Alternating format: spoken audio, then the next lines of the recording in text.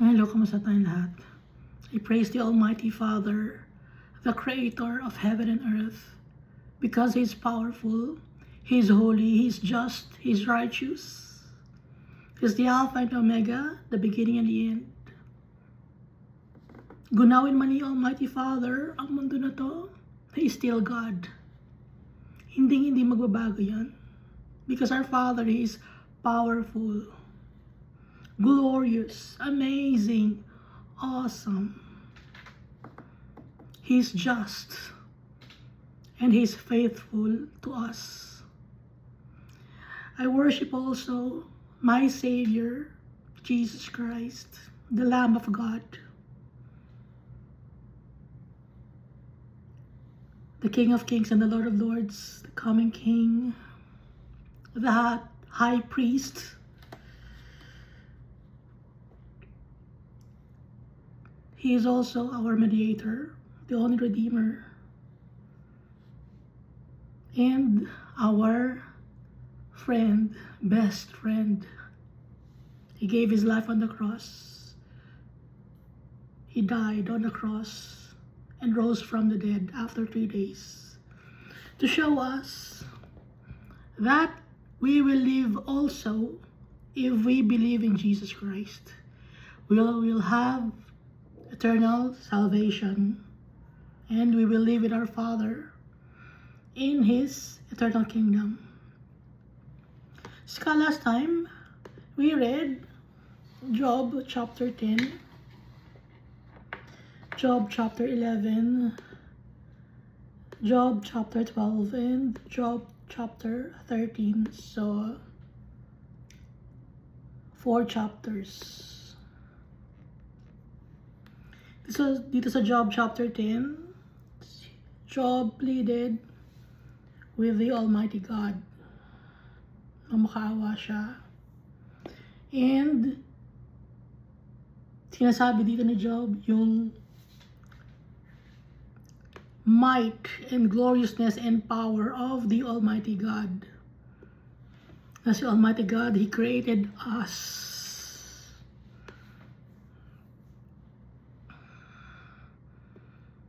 Nasa kanyang desisyon lahat. Because He's the creator of this world. He is our creator also.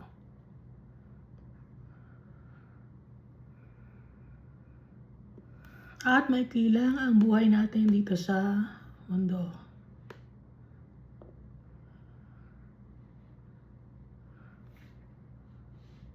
Ito yung nasa Job chapter 10. Ito naman sa Job chapter 11, sa tato ni Zophar.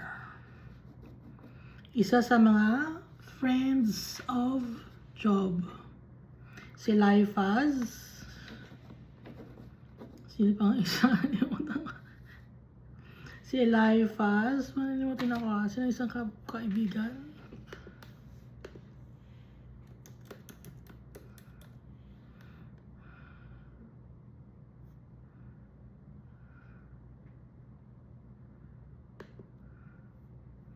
Bildad and Zophar. Yung Eliphaz, may word na Eli, no? Eliphaz meaning wisdom. Bildad, ito naman ay sumasamba siya sa any god, Baal, no? At saka itong si Zophar, ibig sabihin niya ay Zophar, ibig sabihin ng word, ang name niya ay chirper or parang bird. So iba-iba sila ng katangian. So si Zophar, ang katangian niya, para siyang ibon. Palipat-lipat ng sanga. Chirper. Maraming mga nakakausap na tao, maraming say. Maraming mga sinasabi. Laging merong dahilan.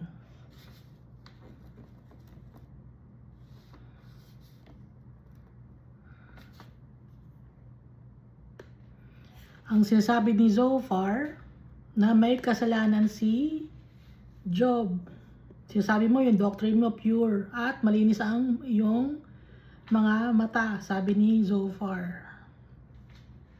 Pero kung ganun, bakit, anong nangyayari sa'yo? Bakit punong-puno ka ng pighati, nawala ang iyong mga anak, nawala ang iyong mga properties, pati ang bahay mo, pati ang asawa mo, nawala. Kung talagang wala kang kasalanan, bakit ganun ang nangyari? Yun ang gustong sabihin ng tatlong mga magkakaibigan kay Job. Tandaan natin na itong tatlong kaibigan to, close niya to, kaklose niya na friends. Kino-condemn siya ng kanyang mga friends. Imagine, friends mo, i-condemn ka. Kasi nga, ang best friend natin talaga ay si Jesus Christ. Yung mga friends natin dito sa mundo, may mga friends man kayo, laging may salita yan. Laging may opinion, opinionated ang mga tao. Walang secret pag nakikipag-secret ka sa mga kaibigan, walang secret, isasabihin sa iba yun.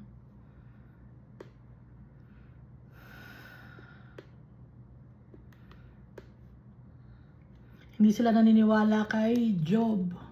Hindi man lang nila bigyan ng benefit of the doubt si Job. Kino-consider nila na friend.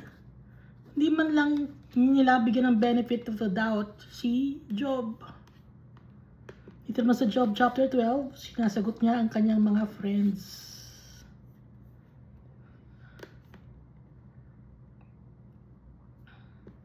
No doubt, you are the people and wisdom will die with you. Sabi niya sa kanyang mga kaibigan. Kasi nga minamalit siya ng kanyang mga kaibigan.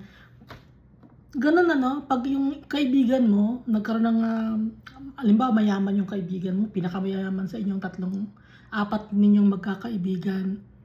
Tapos, yung tatlong kaibigan na yun, medyo inggit yon dahil may pinakamayaman. Ngayon, pag lumubog yung pinakamayaman, yung tatlo na beneath him sa pinakamayaman, anong ginagawa? Ganyan kasi nangyari sa'yo, karma mo yan. Hindi tunay na kaibigan yun. No. Gaya itong tatlong to na kahit na 7 days and 7 nights silang sinamahan si Job. Ito na yung pinaka-friend ng mga tao sa mundo. Gatong mga klase. Kagaya ni Bildad, Eliphaz, at saka ni Zophar. Ipinakita sa atin ni Almighty Father yung mga makikilala nating kaibigan dito sa mundo. Gatong mga klase.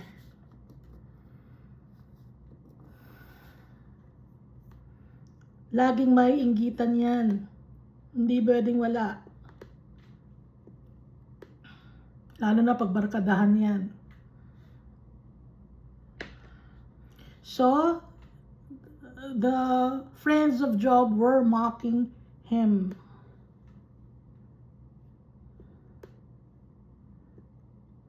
Dahil nga naging down na si Job, feeling ngayon ng tatlo sila na magaling. Dahil hindi sila nakakaranas ng trials and tribulations. Tingin nila mas angat sila kay Job. Na sila ang blessed. Na sila ang nakapag-travel. Na sila ang yumaman. Na sila ang maraming mga ari-arian. Sila ang pinaka-successful. Ganyan ang kaibigan. Yun ang tingin ng mga tao sa kanilang sarili. Ako ang pinaka-successful sa amin. Sa buong namin. Sa buong society namin. Sa buong barangay namin. Nakapag-abroad ako. Ang dami ko lang ganun yan. Ako nang pinaka-successful sa buong pamilya namin. Sa buong school namin. Puro competition. Kasawa, no? Job chapter 30 naman, si Job, he defended himself. Imbis na i-depensahan siya ng mga kaibigan niya or isa man lang sa kaibigan niya ang kumampi sa kanya, yung tatlo ay pinagtutulungan siya.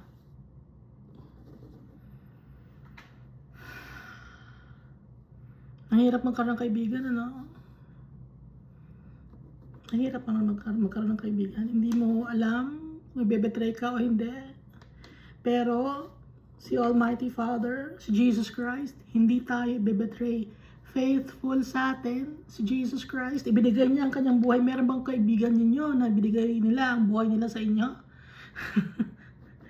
Wala. Lahat yan, greedy yan. Tapos kumukuha lang ng idea yan, no? Pag may kakaibigan, kumukuha ng idea, tapos sana ganun din ako, sana ganun din. Greediness. Si Jesus Christ, He is our best friend. Siya ang ating tunay na friend. Kaya, nung bata ako, nakakarinig ako ng word na best friend. Best friend ko yun.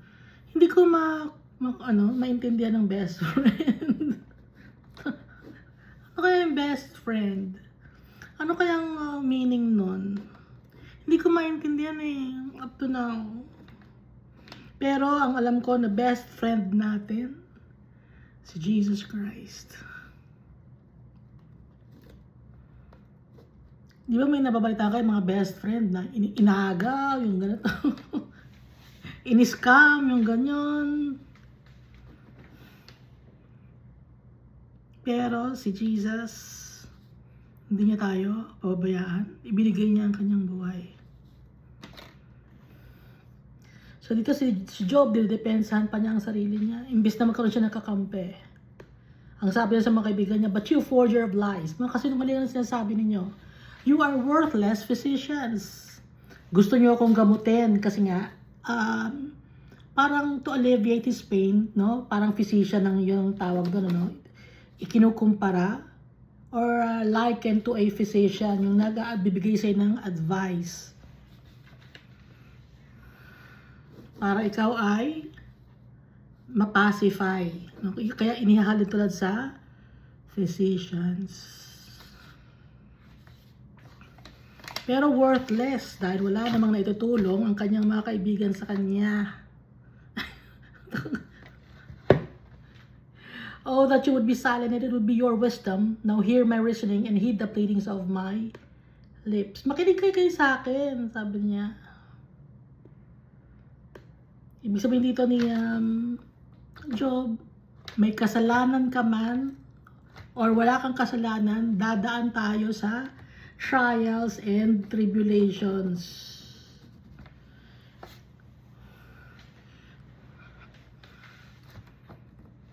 Kasi ang tinuturo lang kasi ng mundo na to, hindi magbigay ka lang ng tithes, yayaman ka. Yun ang tinuturo ng mundo na to. Akala naman ng tao naniniwala, magbibigay lang ng pera, yayaman na ako, hindi na makakaranas ng trials. Makakaranas ka pa rin, niloloko ka lang ng mga tao, ng mga religious leaders. Dahil ang gusto ni Jesus sa atin, hindi lang 10% but our whole being, not just the 10%, not just tithes. Hindi lang pera or hindi pera. Ang kailangan ni Jesus sa atin, tayo mismo. Hindi kailangan ni Jesus dahil si Jesus mayaman siya. Si Almighty Father, He created this world just by His words. Hindi kailangan ni Almighty Father ng ginto ninyo.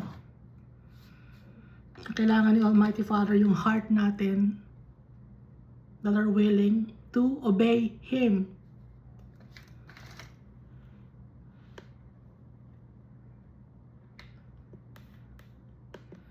So dito nagmamakaawa si Job. Gusto niyang malaman kung ano ang kanyang kasalanan para makahingi siya ng kapatawaran. Dahil sobra ng paghihirap meron siya. Kasi kung ang isang tao sobrang naghihirap, kahit ano na lang ang naiisip niya, no? Halimbawa, ang isang tao, gutom. Kahit ano na lang ang makitang pagkain ng tao, kakainin yon. Kahit panis. Or kahit pag may sakit ka, kahit sino ng Poncio Pilato ang gusto mong tawagan na pangalan, di ba? So si Job dito, iniisip niya, anong kasalanan ko, Lord God? Kung may kasalanan man ako, kung may pagkukulang ako, Almighty Father. Kaya niya naisip ko kasi nga sobrang pain ang naramdaman niya. Mentally, physically, emotionally. Walang sumusuporta sa kanya. At nagpe-pray siya, hindi niya feel na nakikinig, nadidinig siya ni Almighty Father. Kasi nga, test ito sa kanya para mabasa natin, para malaman natin na si Almighty Father, nadidinig niya tayo. Hindi man siya nagsasalita, hindi man niya tayo kinakausap kung nagpe-pray tayo. May ganong event or instance sa buhay natin na kahit nagpe-pray tayo, hindi tayo sinasagot ni Almighty Father, tahimik siya. It's a test kung magiging faithful pa rin tayo sa Kanya, if we will still worship Him, or if we will still call on the name of Jesus Christ. Test yun. Kikinig si Almighty Father sa atin. Hindi pwedeng hindi. Kasi tayo ang kanyang treasure. Tayo ang kanyang inheritance. Job chapter 14. Man who is born of a woman, ang tao, pinanganak sa mundo nito, galing sa babae. No, simple lang naman. Yung mga tao ngayon, pinapahirapan pa pinapahirapan pa ang mga alphabet gender. Sasabihin, pinanganak ang lalaki dahil sa babae. Pero yung babae, saan galing ang babae? Si Eve, galing siya sa tadyang. So, Eve came from a man. And then yung woman naman nanganganak ng man. So, it's a cycle, ha? Ang iska is a cycle, ha? Man who is born of woman is of few days and full of turmoil. Few days lang ang meron tayo sa mundo na to, pero punong-puno ng problems or turmoil or topsy-turviness, kaguluhan. He comes forth like a flower and fades away. Pinapanganak siya, parang bulaklak na sumisibol na ganon, at nalulukot din or nag-wither. He flees like a shadow and does not continue. Ganun ang life natin, ano? Gaya nung praying mantis, pag nagtatabi ang praying mantis, alam niyo ba yung praying mantis? Alam mo yung praying mantis, di ba? Pag yung lalaki na mantis nakipag-coitus sa babae na mantis, patay na yung lalaki. Okay? Yun lang ang kanyang role. Yung mga octopus naman, yung lalaki ganun din. Pag nakipag-coitus siya o nakipagtabi sa babae na octopus, patay din siya. Kasi yun ang kanilang role. Yung mga octopus naman, pag nanganak na, namamatay na rin. Kasi nga, yun lang ang role natin pa. It's a cycle. And do you open your eyes on such a one and bring me to judgment with yourself? Who can bring a clean thing out of an unclean? No one. Walang lalabas na malinis galing sa madumi. Yung parang may kasabihan tayo na hindi bubunga ng apple ang mangga, no? Walang ganon, no? Since his days are determined, the number of his months is with you. So, si Almighty Father ang nade-determine ng buhay natin dito sa mundo kung ilang months tayo. You've appointed his limit so that he cannot pass. May limit tayo dito sa mundo.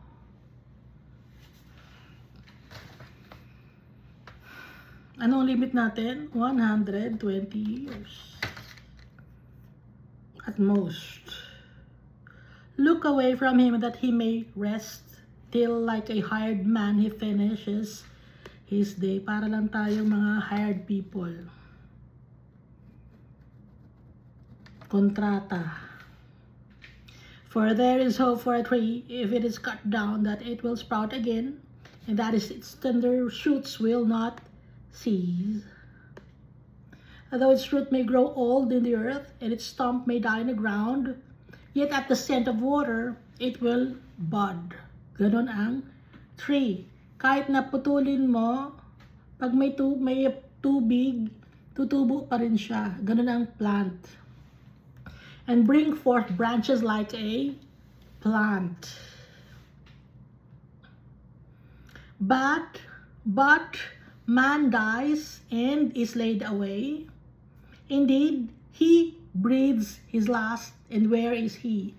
Pero ang tao, hindi ganon. Hindi tayo tumutubo uli.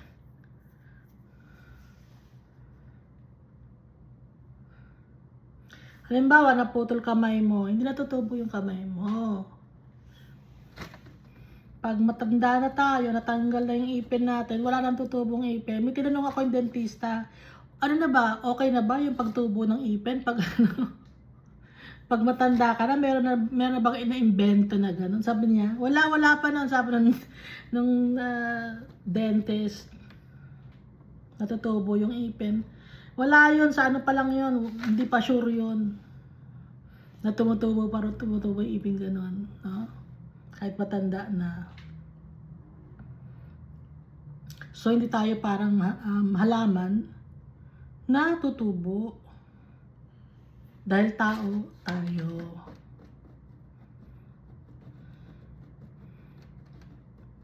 Yung butike, pag pinutol ang buntot niya, tutubo uli yun. Tayo, pag pinutol lang, hindi natutubo paa, no? Ang tumutubo lang buhok, hahaba. Kuko, hahaba. Yun lang. Pero yung parts of our body, hindi na. At pag namatay na, hindi na mabubuhay. Mabubuhay tayo, pero sa ibang anyo na. Parang si Jesus.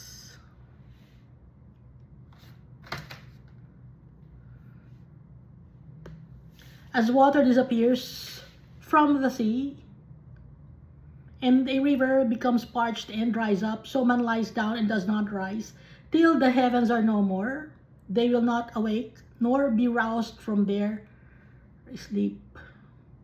So tayo, pag kinuha na tayo ni Almighty Father, magre-rest na tayo. Yung water, nawawala siya sa dagat. Dry na. Pati ang river, parched. Ngayon din ang tao, hindi na mabubuhay uli. Mabubuhay uli tayo sa last days. Sa Book of Revelation, ibig sabihin na buhay naman talaga tayo, lumiiba lang tayo ng place kung saan tayo mag-i-stay for all eternity. Pero dito sa mundo, wala na. Kailan tayo babalik dito sa mundo? Sa Revelation chapter 21.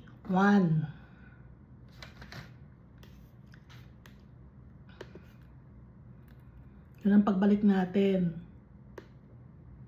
So man lies down and does not rise, till the heavens are no more, they will not awake, nor be roused from their sleep. Oh, that you would hide me in the grave, that you would conceal me until your wrath is past, that you would appoint me a set time and remember me.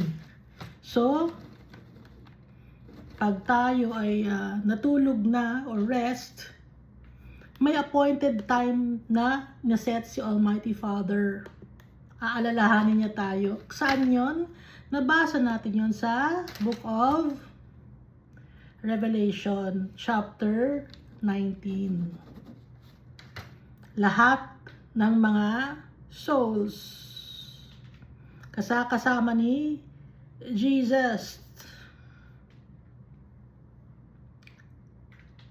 Saan na ba dito yun? And the armies in heaven, clothed in fine linen, white and clean, followed him on white horses. Book of Revelation. So itong si Job, para rin siyang prophet, no? Para rin prophet si Job, no? Alam niya that you would appoint me a set time and remember me. If a man die, shall he live again? All the days of my hard service I will wait till my change comes. O yun. Alam ni Job, darating ang panahon, till my change comes. You shall call and I will answer you. You shall desire the work of your hands. Bubuhayin mo ako ulit. Ibig sabihin, ipepresent ulit tayo ni Almighty Father dito sa mundo. Maikli lang ang buhay natin sa mundo, and then mag-rest tayo kay Almighty Father. And then, may appointed time si Almighty Father na tatawagan niya ulit tayo. Si Job pala, prophet din. Alam niya, till my change comes, you shall call and I will answer you. You shall desire the work of your hands. It's a Revelation chapter 18 verse 4. And I heard another voice from heaven saying, come out of her, my people, lest you share in her sins, and lest you receive of her plagues. For now, you number my steps. Sa ngayon, sabi ni Job, bilang mo kung anong ginagawa ko, but do not watch over my sin. My transgression is sealed up in a bag, and you cover my iniquity. Hindi mo nakikita yung aking mga kasalanan. May cover yung aking mga kasalanan. Sabi ni Job. Paano may cover yung kasalanan natin? Parang pearl. Paano ba yung pearl? Yung pearl, paano nagiging pearl? Yung oyster yon, and then may impurity na pumasok sa oyster. Nag-excrete ng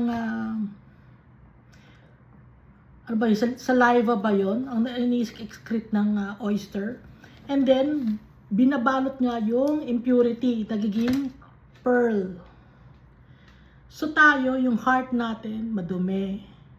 At dahil si Jesus Christ nasa sa atin, yung heart natin, hindi na nakikita yung kadumihan dahil nako-cover yung iniquity natin. Si Jesus Christ na nakikita, nagiging maganda na, nagkakaroon na ng value tayo because of Jesus Christ. Kaya nga dito sa Revelation chapter 21 verse 21, lahat ng mga gates may pearl. Sinisimbolize noon yung mga taong perfected by the Almighty Father at kinalimutan na ni Almighty Father ang kasalanan ng mga tao. Sa Revelation chapter 21 verse 21, yung 12 gates na may pearl, bawat gate. But as a mountain falls and crumbles away, and as a rock is moved from its place, as water wears away stones, and as torrents wash away the soil of the earth, so you destroy the hope of man. You prevail forever against him, and he passes on. You change his countenance and send him away. Nag-iiba ang ating appearance, countenance. Pag tumanda na tayo or kailangan na nating umalis sa mundo na to, nag-change yung ating itsura. Pinapaalis na tayo dito sa lugar na to. Ganon ang buhay ng tao. Verse 21, his sons come to honor and he does not know it. Ano ang ibig sabihin na to? They are brought low and he does not perceive it.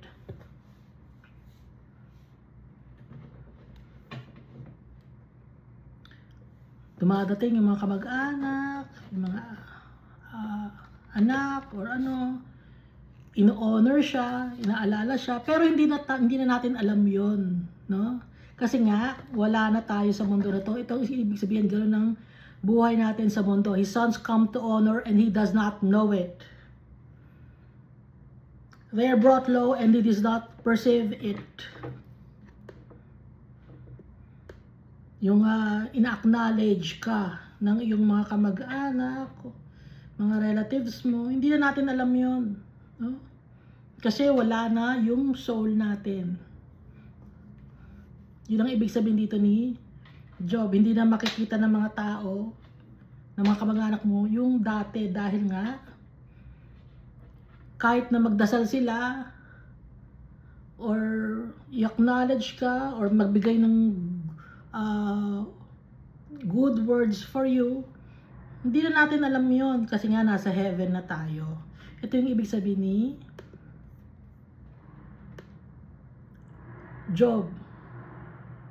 Yung katawang lupa natin, sa grave mapupunta.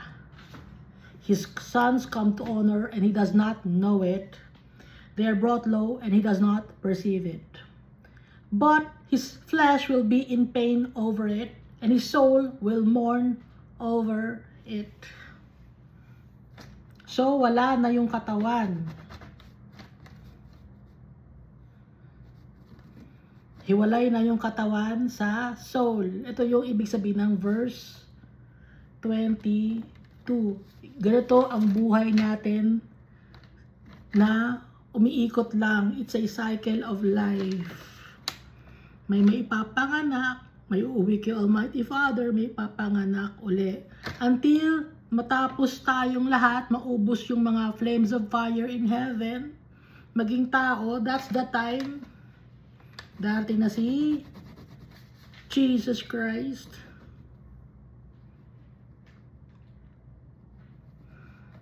Hindi lang natin alam kung kailan yung time na yon.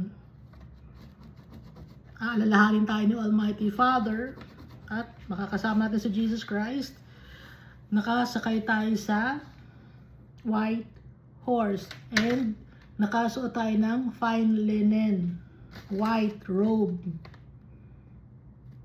Kagaya ng suot ni Jesus Christ, kagaya ng suot ng tatay natin. Kasi, kaya white, dahil perfected na, malinis na, parang pearl tayo.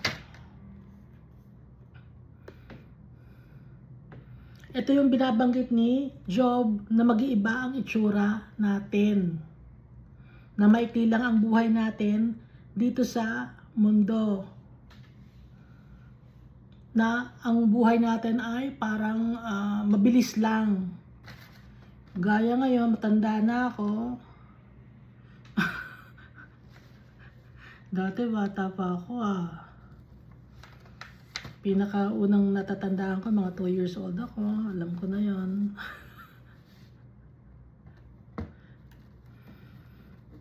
Ngayon, ang tanda ko na. Ganun tayo. Binibilang ko pa noon na in 10 years time, ganito ng age ko. In 15 years time, ganito ang age ko.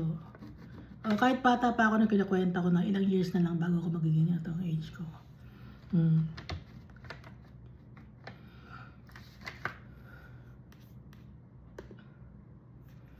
Ito naman, sa Job chapter 15.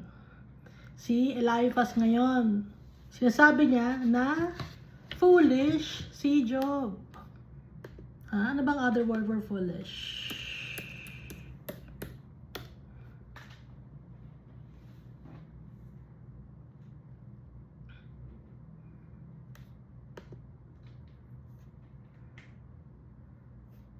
Stupid, silly, senseless, unwise, brainless, idiot, idiotic. Yun ang ibig sabihin ng foolish or folly. Then Eliphaz the Temanite, kasi nga itong si Eliphaz, feeling niya matalino siya. Dahil nga siya ay Temanite, wisdom. Kasi tsaka yung pangalan niya Eliphaz. Should a wise man answer with empty knowledge and fill himself with the east wind? Puro kahangin ka lang. Malakas ang bagyo. Di ba ganun pagsasabing malakas ang bagyo? Ang hangin itong taong to. Ibig sabihin mayabang, puro yabang ka lang. Empty knowledge. Wala kang alam. Ganun yung kaibigan niya. Ba't ginatuto mga kaibigan niya? Should he reason with an unprofitable talk or by speeches with which he can do no good? Wala namang kapupuntahan ng mga sinasabi mo. Sabi ni Eliphaz, yes, you cast out fear and restrain prayer before God. For your iniquity teaches your mouth, and you choose the tongue of the crafty. Sabi ni Eliphaz. Ginajudge niya si Job. Yung kasalanan mo, kaya ganyan ang lumalabas sa bibig mo dahil puro kasalanan ka, sabi ni Eliphaz. And you choose the tongue of the crafty. Pag sasabing tongue of the crafty, minamanipulate mo, manipulator ka, crafty ka, cunning or sly. Mabulaklak ang mga sinasabi mo. Sabi ni Eliphaz. Your own mouth condemns you and not I. Yung sarili mong bibig ang nagko-condemn sa'yo, hindi ako. Sabi ni Eliphaz. Imagine, hirap na yung tao, awayin pa nila. hirap na sila, si Job. Inaaway pa, kinokondemn na pa ng kanya. Imbis na, kawawa ka Job, sige, tulungan ka namin, mag-umpisa tayo Job. Imbis na ganun, nakikipagtalo pa. Hindi ito ang kailangan ni Job, hindi ito ang kailangan ng mga tao. Yung pakikipagtalo, ang kailangan ng tao, aksyon. Tumulong ka. Walang pagkain, tapos magpe-pray ka, sana bigyan siya ng pagkain. Hindi, bigyan mo ng pagkain. Bigyan mo ng solusyon, tulungan mo. May kilala ako, Brad. May kakilala ako, sister, baka sakaling makatulong sa'yo. Yun ang tunay na trato ng isang kaibigan sa kapwa kaibigan. Tutulungan mo ng literal. Hindi, kaya niya yan. Kaya ganoon ang dahilan mo kasi ayaw mong tumulong dahil baka pag tinulungan ko to, yumabang to, mas sumikat pa sa akin to, mas yumaman pa sa akin to. Kaya ganoon yung mga tao puro lang salita pero hindi nila tutulungan sa gawa.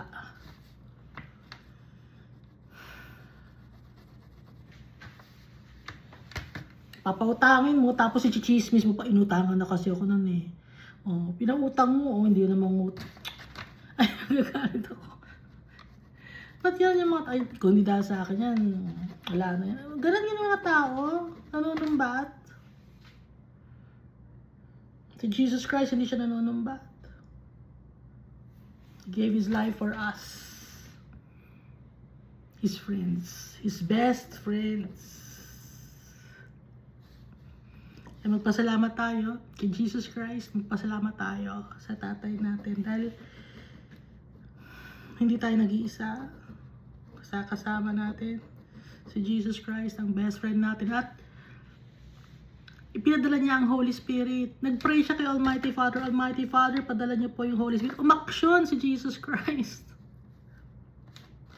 Hindi rin niya sinabing ibibigay ko ang buhay ko. Ibinigay niya. May action. Hindi puro magagandang salita lang ang binigay ni Jesus. Gumawa siya ng aksyon. Pinapakita niya sa gawa. No. Hindi lang puro bibig.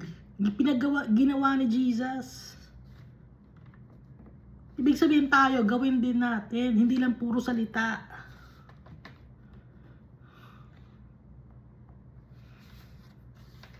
Si Almighty Father, ginawa niya. Hindi lang puro salita yung mga promises ni Almighty Father. Ginagawa niya.